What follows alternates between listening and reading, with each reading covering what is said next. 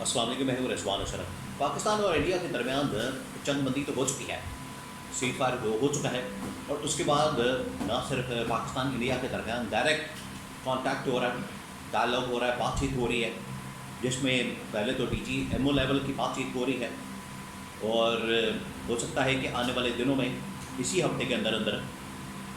کسی دن N S A level کی ملاقات ہو سکتی ہے۔ این ایس اے آپ کو پتہ ہے پاکستان کے اندر ریسنٹلی چند کے دنوں کے اندر ہی ڈی جی ایس آئی کو این ایس اے بنایا گیا تھا، جناب سے ملک کو، اور انڈیا کے جو این ایس اے ہیں وہ ہے اجے ڈوول، ان کے درمیان بھی میوچل ویلیو کے اوپر ملاقات ہو سکتی ہے۔ تو ایک طرف جنگ بندی کے بعد دونوں کی آپس میں ملاقاتیں، ڈائریکٹ کانٹیکٹ، رابطے، مذاکرات، دوسری جانب ڈپلومیٹک محاذ کھول دیا گیا ہے۔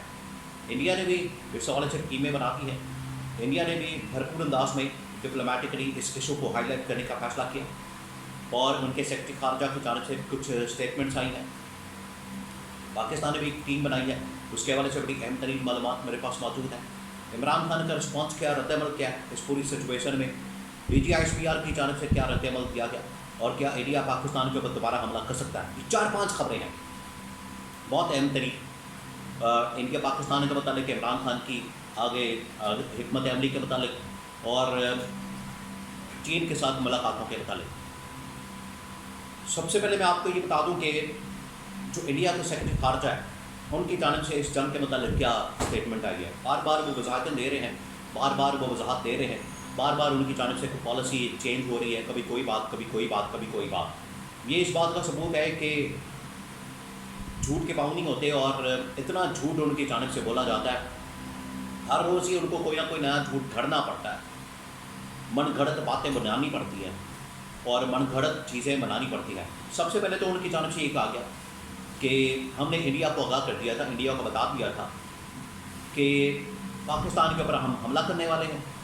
یہاں پر دہشت گردوں کے ٹھکانوں کو نشانہ بنانے والے ہیں، ہم فوجی تنظیمات کے اوپر حملہ نہیں کریں گے، لہٰذا آپ نے رسپانس نہیں دینا، رد عمل نہیں دینا۔ یہ ان کی جانب سے اسٹیٹمنٹ دیا گیا۔ دوسرا انہوں نے کہا کہ پاکستان نے کوئی ایٹمی حملے کی دھمکی نہیں دی، اور تیسرا انہوں نے کہا کہ ٹرمپ نے کوئی ہمارے درمیان سیز فائر نہیں کروایا۔ اب آپ دیکھیں اس اسٹیٹمنٹ کے اندر یہ تینوں جو باتیں کی گئی، کتنی کانٹراڈکشن موجود ہیں، تضادات سے بھرپور چیزیں ان کی جانب سے بیان کی جاتی ہیں، اتنے تضادات، اور پھر ان کی جانب سے سبحان اللہ، ماشاء اللہ، ایک اور بات کی گئی، وہ بڑی حیران کن ہے، وہ تینوں چیزوں سے زیادہ حیران کن ہے، وہ یہ کہ پہلگام واقعے کی بھی تحقیقات ہو رہی ہیں۔ اب آپ اندازہ کریں کہ پہلگام واقعے کی ابھی تحقیقات ہو رہی ہیں، انہوں نے پہلی دہشت گردوں کے اوپر حملہ کر دیا، پہلی بدلہ لے لیا، پہلی پاکستان کے اوپر چڑھائی کر دی، دہشت گردوں کو ٹھکانے لگا دیا، مارنا شروع کر دیا۔ یہی کر رہے ہیں نا کہ پہلگام کے اوپر حملہ ہوا ہے تو اس کا بدلہ لے رہے ہیں، پاکستان سے بدلہ بھی لے لیا ہے، ٹھکانے بھی انہوں نے نشانے بنا لیے، دہشت گردوں کے ٹھکانے بھی ان کو بھی نشانہ بنا دیا، میزائل مار دیے، اور پتہ نہیں کیا کر دیا، سب کچھ کر کے بیٹھ گئے۔ اب یہ کہہ رہے ہیں کہ ابھی تحقیقات ہو رہی ہیں۔ ایسے بے وقوف دشمن ہیں، ایسے بے وقوف ہیں، ایسے جاہل لوگ ہیں، ایسے نالائق لوگ ہیں کہ کوئی ان کی بات کا سر پیر نہیں ہوتا۔ پھر کہہ رہے ہیں کہ ہم نے حملے کا پاکستان کو پہلے بتا دیا تھا، پھر کہتے ہیں کہ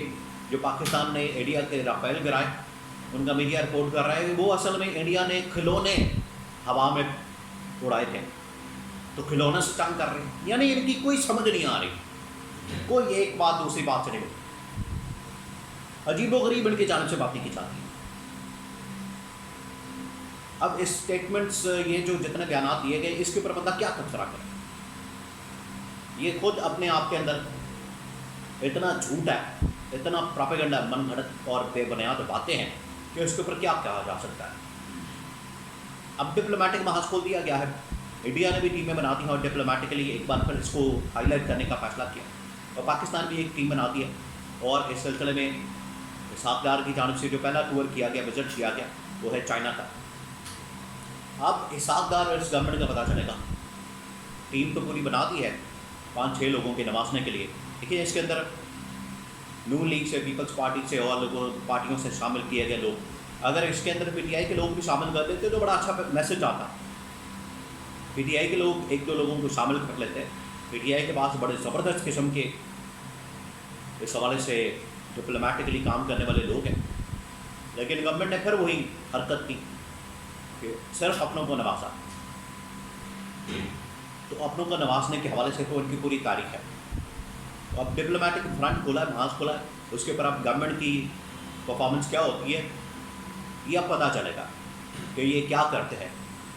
کیونکہ اب انڈیا باقاعدہ طور پر پاکستان کا پانی بند کرنے کے لیے سنتاش معاہدہ ابھی تو معطل کیا, اس کو کینسل کرنے کا بھی سوچ رہا ہے. اور یہ معاہدہ اگر کینسل ہو جاتا ہے پھر پاکستان اس کو کیسے ڈیل کرے گا, یہ اب گورنمنٹ کی رسپانسبلٹی اور ذمہ داری ہے. لیکن چین کی جانب سے عمران خان کے حق میں اسٹیٹمنٹ آنا, اور چین نے اس بات کو اپریشیٹ کیا, انہوں نے اس بات کی تعریف کی کہ عمران خان نے ویژن کے مطابق فورسی کر کے مستقبل کو 2019 کے اندر